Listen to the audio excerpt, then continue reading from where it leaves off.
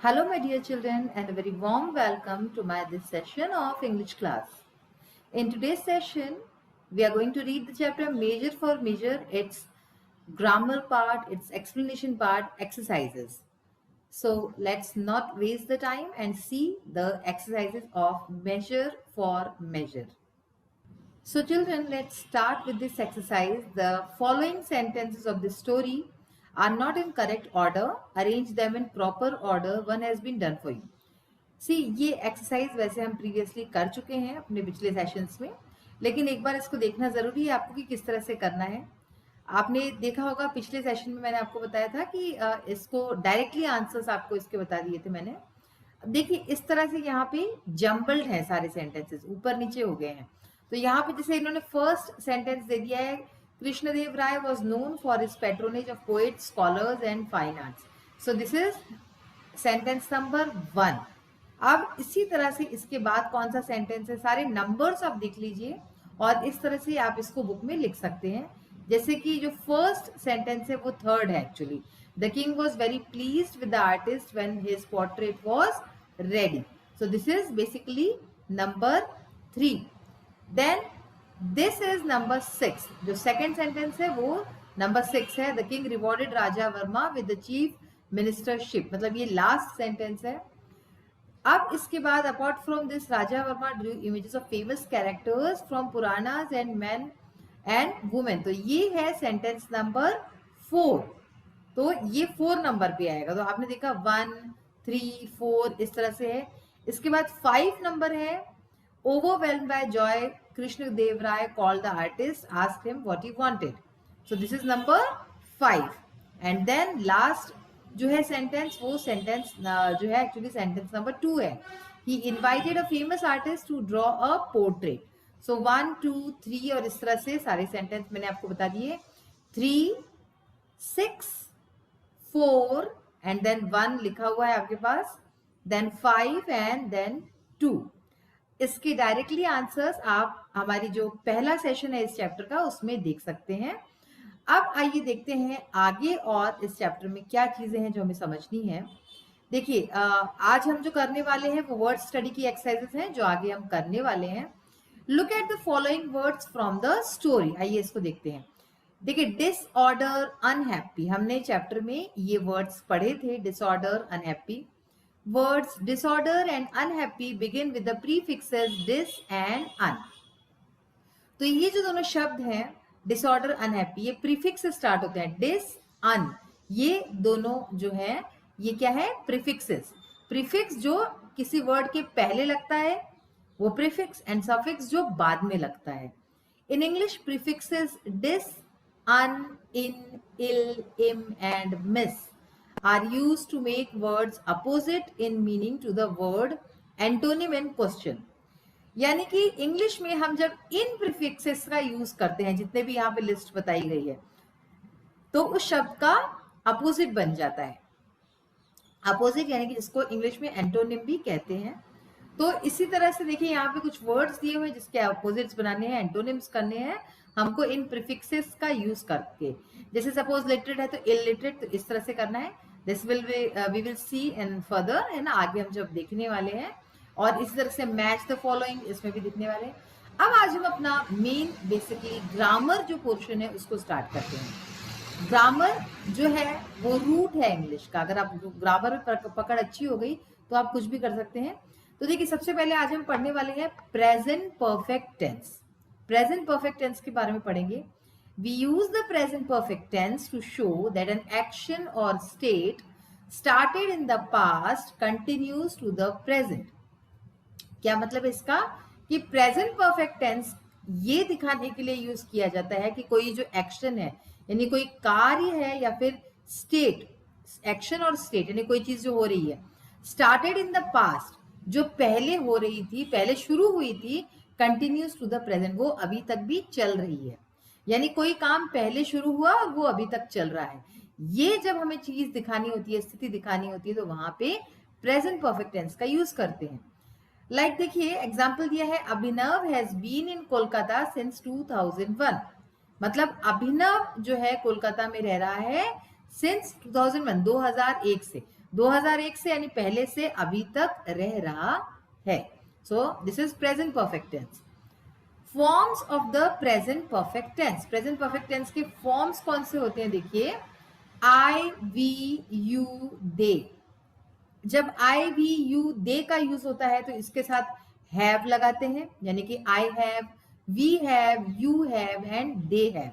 ठीक है ना. इन चारों में से कोई भी वर्ड हो तो उसके साथ हैव लगेगा, प्लस पास्ट पार्टिसिपल का यूज होता है. ठीक है ना. इसको समझिए, we have seen the Golghar. तो यहाँ पे वी का यूज किया हमने, प्लस हैव लगाया. उसके बाद पास्ट पार्टिसिपल, सी जो था उसका पास्ट पार्टिसिपल क्या होगा? Seen. So we have seen the Golghar. तो बेसिकली आपको फिल इन द ब्लैंक्स है इस तरह के आएंगे, तो उसमें आपको हैव, अब वी के साथ क्या लगेगा? हैव लगेगा. ये आपको याद रखना है. I have, we have, you have, they have. ठीक है. तो ये बेसिकली आपको हमेशा याद रखनी पड़ेगी चीज. सेकंड देखिए, I have received your letter. इसके बाद फिर से आई हैव और इसके साथ पास्ट पार्टिसिपल रिसीव जो है उसका रिसीव्ड ईडी लग जाता है, तो received your letter. Have you read this novel. अब ये देखिए क्वेश्चन आ गया है. क्वेश्चन में क्या करते हैं कि जो हमारा हैव हैज होता है वो पहले आ जाता है, तो हैव पहले आ गया, फिर सब्जेक्ट हैव यू, फिर रेड. ठीक है ना. तो रेड भी पास्ट पार्टिसिपल. देखिए, रीड जो हम वर्ड बोलते हैं उसके तीनों फॉर्म्स में रीड ही लिखा जाता है, लेकिन जो है उसको बोलने का तरीका अलग होता है. Read, red, red. जैसे आप आरईडी रेड बोलते हैं वैसे ही आरईडी रेड. ठीक है ना. Have you read this novel, यानी क्या तुमने नॉवेल पढ़ी.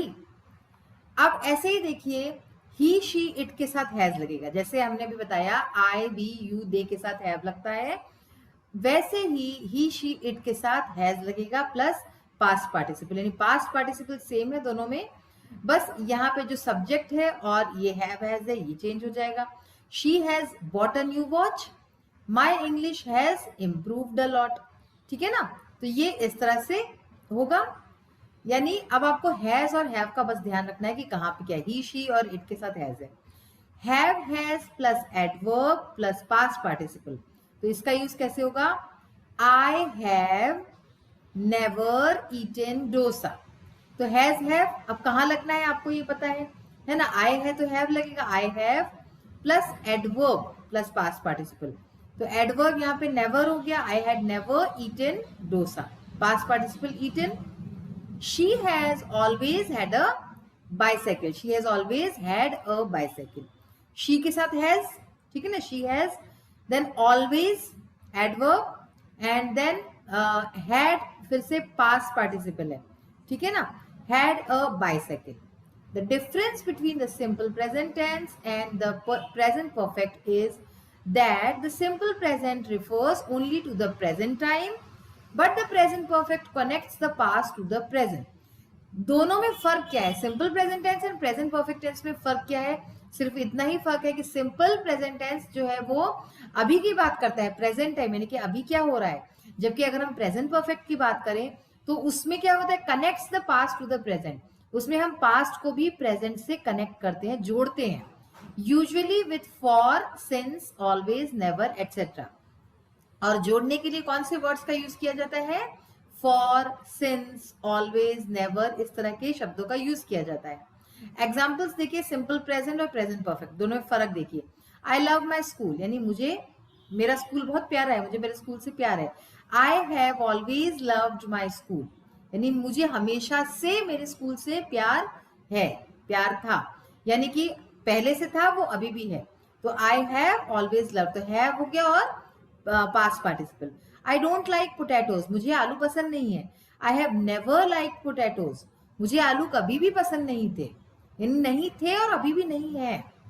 आई एम इन पटना नाउ, मैं अभी पटना में हूँ. I have been in Patna for 3 years. तो आप देख सकते हैं ऑलवेज, नेवर, फॉर, इस तरह के शब्दों का यूज हो रहा है इसमें. So I have been in Patna for 3 years, यानी कि मैं पटना में 3 साल से हूँ. Okay. Ashu has a car, Ashu के पास एक कार है.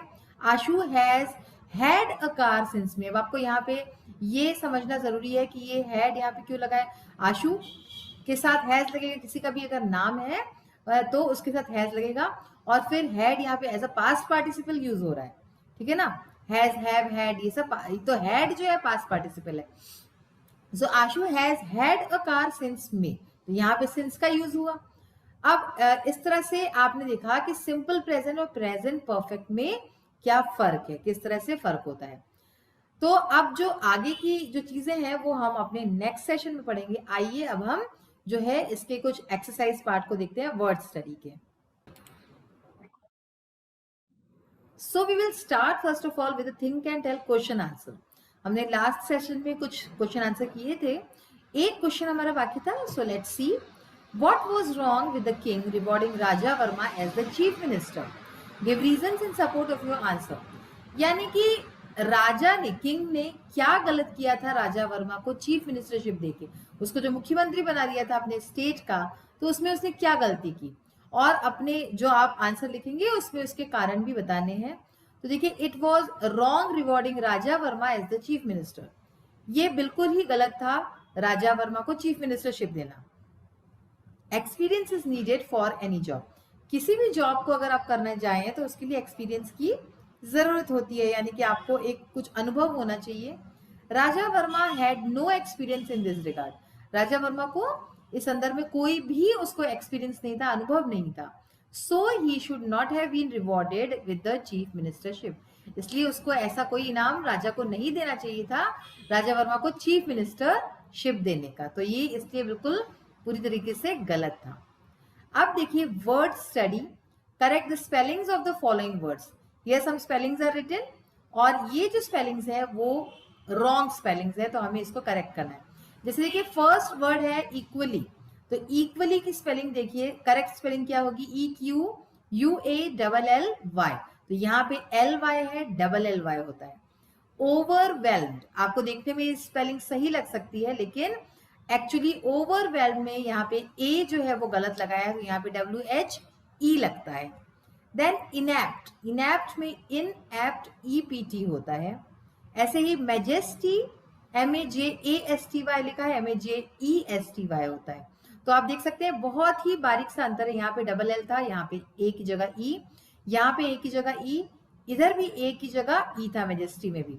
नेक्स्ट देखिए रिजाइंड, रिजाइन की स्पेलिंग में RESIG आता है, देखिए आप यहाँ पे देख सकते हैं GNED। तो ये तो थी करेक्ट स्पेलिंग, इसको आप अच्छी तरह से लर्न कर लीजिए। आगे आता है right antonym of the following words by adding appropriate prefixes before them.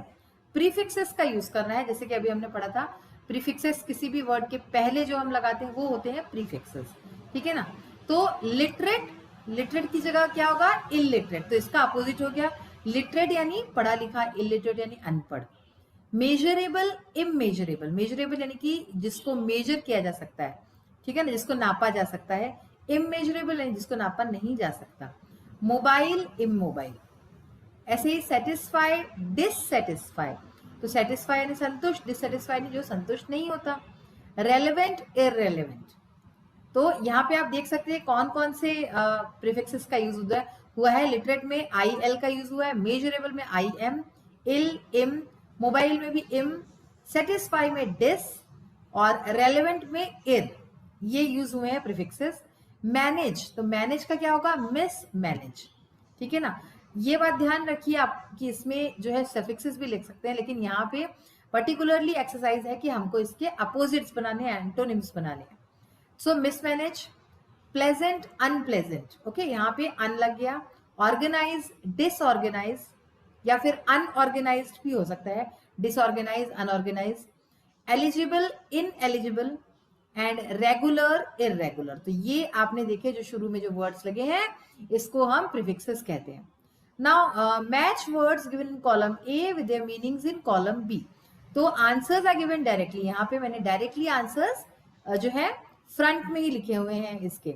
तो फर्स्ट वर्ड है इमेज, इमेज का आंसर क्या है, ई, पिक्चर, तो पिक्चर जो है, इमेज का मतलब क्या होता है, पिक्चर। डिसीजन का मतलब क्या होता है, जजमेंट यानी कि निर्णय। ब्रिलियंट, इसका मतलब होता है ब्राइट, एक्सीलेंट। कंप्लेंट यानी फॉल्ट फाइंड, यानी शिकायत ढूंढना, है ना, शिकायत करते हैं, तो दैट इज कॉल्ड कंप्लेंट। ऐसे ही इंसिडेंट यानी इवेंट, घटना। अनबियरेबल यानी अनएक्सेप्टेबल, जब कोई चीज हमारी सहन से बाहर हो जाती है, हम उसको टॉलरेट नहीं कर सकते, तो अनबियरेबल हो जाता है ना। जेनरस, लेविश, तो ये जो है इसके मीनिंग्स हो गए हमारे। तो बच्चों आज हमने कई सारी चीजें सीखी हैं। हमने आज देखा कि एंटोनिम्स कैसे बनाते हैं प्रीफिक्सेस का यूज करके। इसके साथ ही हमने आज ग्रामर का बहुत ही जो है एक इम्पॉर्टेंट सेक्शन शुरू किया है।